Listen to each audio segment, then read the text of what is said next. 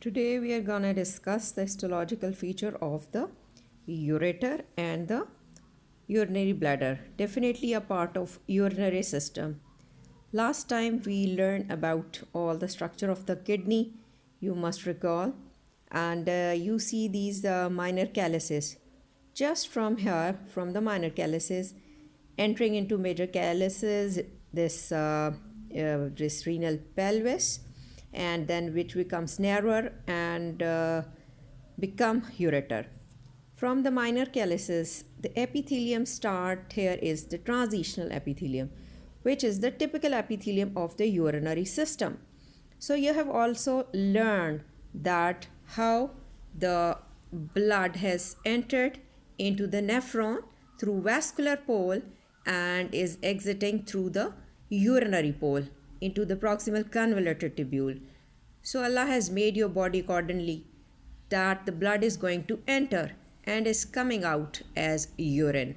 So we have to be careful what we are taking. Every halal or haram is going to enter into your blood, then becomes a part of even fluid that reabsorbs 90% and the rest of it becomes a urine. So we are supposed to continue with the study of the ureter. We take the cut section, transverse section, to see the layers of this ureter, and we will learn how this tubular organ is looking like. So coming towards that, we will discuss this is whole the transverse section of the ureter. You can see that it is a tubular organ, so showing the lumen inside. From the lumen, you will start from this epithelium towards the lamina propria. This forms the mucosa of your ureter. Now it is thrown into irregular folds or giving a starry appearance to the lumen of the ureter. The epithelium, now called as transitional epithelium or another name urothelium, we take for this special epithelium here. So the apical or this luminal plasma lemma is thickened so that the toxic effect of the urine which is supposed to pass through it should not disturb this lining of the ureter. Now see these transitional epithelium. This is 3 to 5 cell thick, and below that you see the lamina propria, which is again much denser, made up of dense irregular connective tissue. Fibroelastic element is also there. Now there is no submucosa, no muscularis mucosae, rather we directly enter into the muscularis externa. Muscularis externa, the layers you must think that in urinary system are in a spiral fashion interwoven. So the first layer you come across is the inner longitudinal layer and the middle circular one. And when it gets entry, this ureter gets entry, let me go back. The ureter gets entry into the bladder. Here is taking a little bit intramural course. Third layer is entering around it as a outer longitudinal. And these two openings into the urinary bladder are called as ureteric orifices. Now you can as well see this is the urethral orifice here. So the three opening and the area in between that is formed in the urinary bladder, you call it as trigon. Now come again towards the histology of the ureter. So here we were discussing the lamina propria of it. You can see so many cut section of the blood vessels inside, and in this way you can see the cellularity. You can see the inner this muscular, definitely smooth muscle, inner longitudinal, outer or middle circular. Now you enter into the adventitia of the ureter, that is well laden with adipose tissue, the venules, the arterioles, all rest of the structures are also a part of this ureter. So concentrate. After that, we have to learn the structure of the this urinary bladder. You can see it, which is a distensible reservoir for urine, and it is lying in your pelvis. Behind the pubic symphysis, we discussed the three openings, the ureteric and the urethral, and trigon we mentioned already. This part. Now we have to see that the bladder wall smooth muscles, we call them as detrusor muscle, and towards the opening of the urethra, they form involuntary internal urethral sphincter, which is a ring-like, and it basically is meant to inhibit the reflux of the urine back into it, and when it contracts, and it also inhibit the reflux urine entry into the ureter back. And in this way, the toxic effect of this urine, which is residually present here, inhibits is being kept away, to leading to non-toxicity of the walls of the even ureter and the bladder itself. There must be some other reason which we discuss in detail. So let's see on the histological view how this urinary bladder is appearing.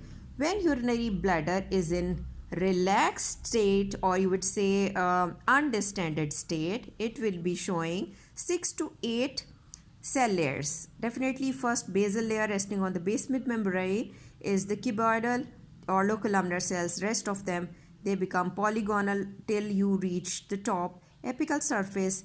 Here they become dome shaped, or here they are called as umbrella cell.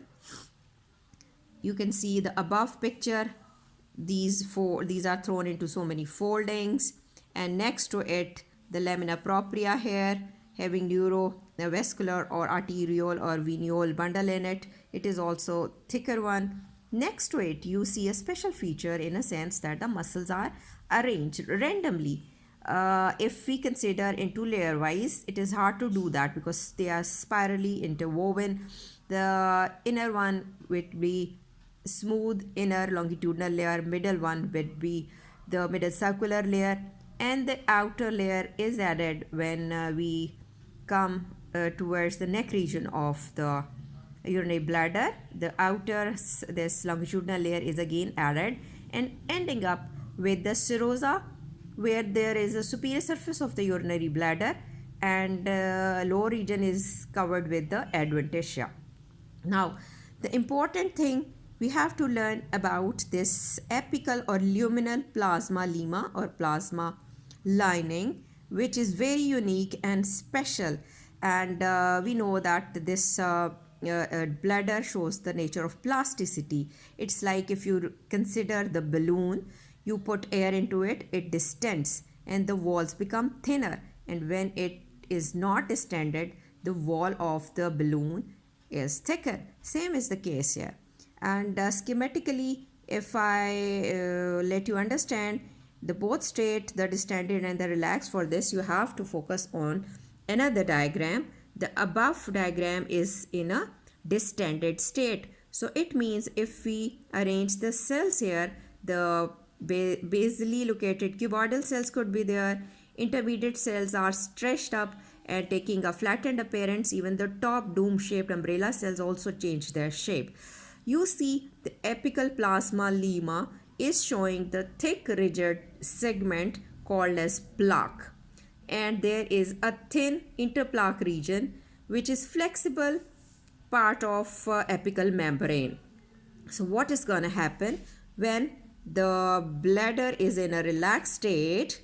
These thick and thin portion of this apical plasma lemma or plaque, they become invaginated inside to form a fusiform vesicle, and there could be the scalloped contour of this epithelial cells which folds into itself, and when they get distended, the appearance is changed. Here this width you see of the transitional epithelium is 6 to 8 cell thick. So this is how this mechanism of plasticity or nature of plasticity helps the bladder to distend.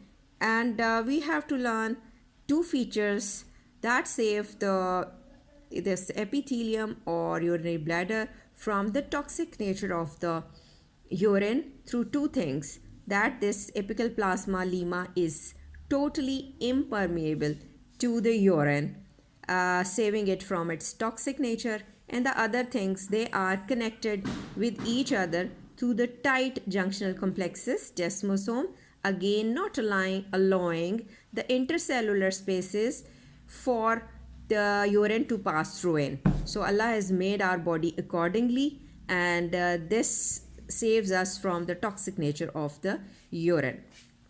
Now, if I can add another thing which is your knowledge, there is the urethral orifice. In male, urethra is divided into three parts: the upper, middle, and lower. This prostatic part, then comes the membranous and the penile part. Here, the urethra shows a different pattern of epithelium. In its initial segment, it shows the transitional epithelium. Then in the middle segment, it is showing the stratified to pseudostratified columnar epithelium. And finally, in the lower part, it is showing the pseudostratified plus the stratified squamous non-keratinized epithelium. So we see the four pattern of the epithelium running in the urethra, which is 20 centimeter long. In female, again, the initial part of the urethra is lined with the transitional epithelium. Later on, it shifts to stratified to pseudostratified columnar epithelium, and near its distal part, it becomes the stratified squamous non-keratinized, because these questions can be asked in the viva or in the MCQs. Thank you very much.